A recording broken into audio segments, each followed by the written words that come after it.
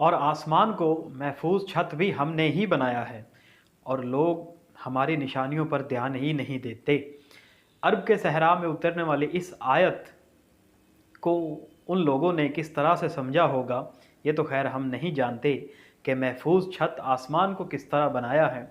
लेकिन आज साइंस ने हमें ये बता दिया कि आसमान जो है वो किस तरह हमारे लिए एक महफूज छत का रोल जो है वो अदा कर रहा है। तो साइंस ने बताया कि इस ज़मीन का एक एटमॉस्फेयर है जो 5 लेयर पर मुश्तमिल है। इसमें जो पहली लेयर है उसको कहते हैं ट्रोपोस्फेयर। वो ज़मीन से कुछ 10 किलोमीटर ऊंचाई पर है। ये हमारा सारा मौसम का बदलना, बारिशों का आना, टेम्परेचर का एक मोतदल एक तवाज़न पर रहना, ये इसी लेयर में शामिल है। ये जो ज़िंदगी आप यहाँ देख रहे हैं, सांस लेना, ऑक्सीजन की बैलेंस्ड मिकदार, वो इसी लेयर में है। इसके ऊपर आती है स्ट्रेटोस्फेयर। वो कोई 10 किलोमीटर से ऊपर 50 किलोमीटर तक के एक लेयर है। इस लेयर में एक ख़ास एडिशन लेयर है जिसको ओजोन तय कहते हैं हम, ओजोन लेयर। और ओजोन लेयर से कौन वाकिफ़ नहीं, ये जो नीला आसमान आपको नज़र आता है, ना तो आसमान का रंग नीला है और ना पानी का रंग नीला है। तो उस ओजोन लेयर की वजह से ये हमें नीला नज़र आता है और ओजोन लेयर हमें सूरज की अल्ट्रावायलेट शॉ से बचाती है। उसके ऊपर एक और लेयर आती है जिसको हम कहते हैं मेसोस्फेयर। मेसोस्फेयर जो मोस्ट इम्पॉर्टेंट लेयर है और ये है असल समझने वाली कि ये किस तरह एक महफूज छत है। यहाँ पे जो क्योंकि ये ज़मीन और सूरज और ये पूरा सोलर सिस्टम एक सफ़र कर रहा है वेगा स्टार की तरफ, तो इनके ऊपर जो है मेटेओराइट्स की बहुत ज़्यादा बारिश होती है। ये जो पत्थर होते हैं छोटे छोटे वो आते हैं, वो जब ज़मीन के एटमॉस्फेयर में एंटर होते हैं तो एयर की फ्रिक्शन की वजह से वो जलना शुरू हो जाते हैं। तो इस लेयर का टेम्परेचर जो -130 डिग्री फ़ारेनहाइट तक पहुंच जाता है और यहाँ पे आकर वो जो आग के गोले बने हुए होते हैं ये पत्थर, वो यहाँ आके जो है वो ज़ायल हो जाते हैं, ख़त्म हो जाते हैं।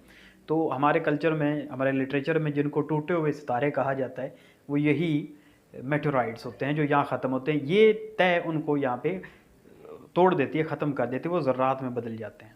और अगर ये लेयर ना होती तो मेटेओराइट्स जिनकी स्पीड जो है वो कोई 25,000 मील फ़ी घंटा की रफ़्तार है, वो अगर आप सोचें कि ज़मीन के ऊपर लगते ऐसे ही, तो यहाँ इंसानों का, यहाँ किसी भी ज़िंदगी का होना वो वजूद नहीं रखता, क्योंकि आपके सर पर जो है वो हर वक्त पत्थर पड़ रहे हों।